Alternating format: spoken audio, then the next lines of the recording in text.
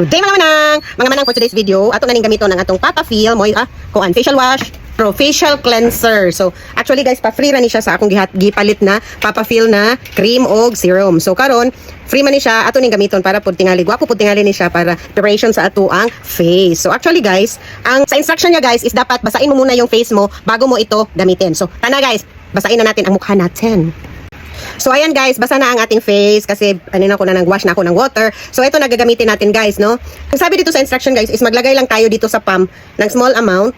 Oh, ang ganda, na-amaze talaga ako sa Papa Feel na packaging nila guys. So sabi dito, maglagay lang tayo ng small amount sa ating palm at i-rub natin siya ng ganyan until magfo-form siya ng foam.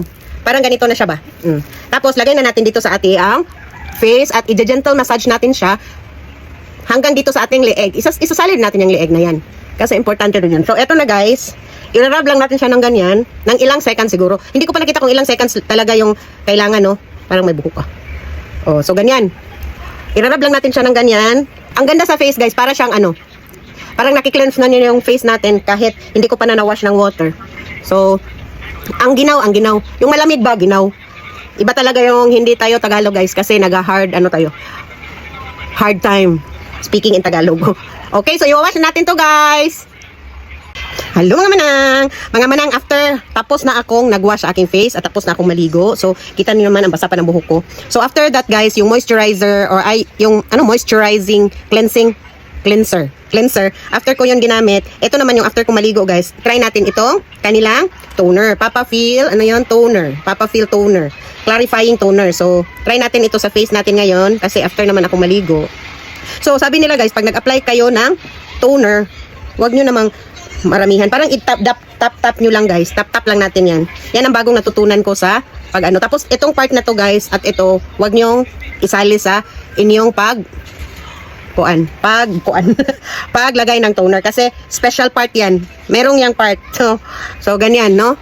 Tsaka, isali natin yung leeg. So, ganyan lang guys. Hindi balik-balik. Hindi yung, ulit-ulit yung ilagay sa inyong mukha. So, magpahangin muna tayo.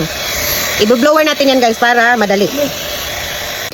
So ayan guys, tapos na nating ano ba yung Tagalog mapauga? Mapa-dry na lang yung ating mukha from applying toner. And ngayon after sa toner guys is maglagay naman tayo ng serum. So try natin ito guys, no, kasi first time ko pang gumamit ng product na ito guys. So try natin siya and i-mark natin ito na day 1 para naman ma-try natin kung effective ba talaga ito. Nasisiyahan ako dito sa product na ito guys kasi sa mga feedback at saka sa mga reviews, sabi nila is para ito sa mga yung na talaga yung age. I'm 48, so parang meron na tayong mga wrinkles dyan and fine lines, so kailangan din nating alagaan ang ating mukha kahit ano pang mangyari sa mundo. Grabe mundo. Oh, so ganyan guys. So ating ipa-absorb lang yan, ipa-dry natin at saka after that maglagay na tayo ng Papa Feel 577 Dark Spot Brightening Cream. Okay? So, eto na talaga guys, no? Magagamit na natin ang Papa Feel 577 Dark Spot Brightening Cream. So, itatry natin ito guys. Na-amaze talaga ako sa kanilang packaging guys kasi ang ganda.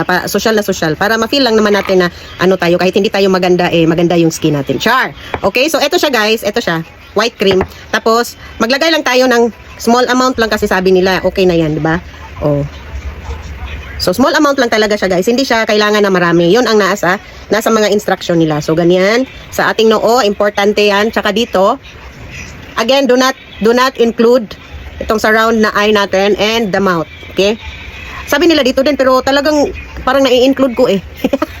Sorry. So, ganyanin natin guys para ma-massage yung face natin na maano yung mga wrinkles natin dyan. Okay? So,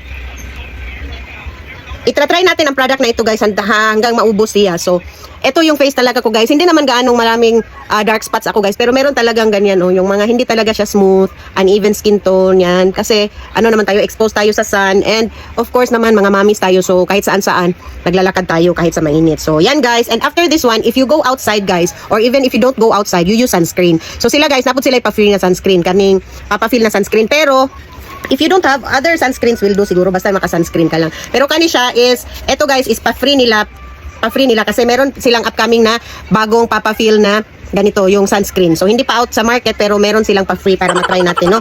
So, when I go outside, even if it's not hot, in the sun, so magamit gid kog sunscreen. Kay bugnaw man gyapon na siya. Ay, sorry, nagbisaya.